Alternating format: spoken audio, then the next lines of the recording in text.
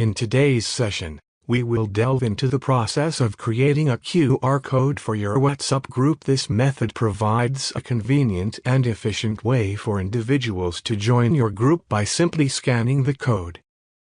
Begin by opening the WhatsApp application on your mobile device and navigate to the specific group for which you wish to generate a QR code. Proceed by tapping on the group's name, located at the top of the chat interface, to access the group information page.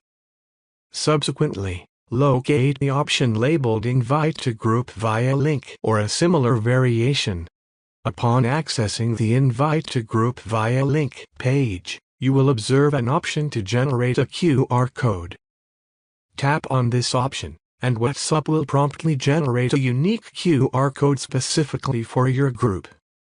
You now have the flexibility to either save the QR code to your device's gallery, share it directly with others through WhatsApp or alternative sharing platforms, or utilize it in any manner that suits your requirements.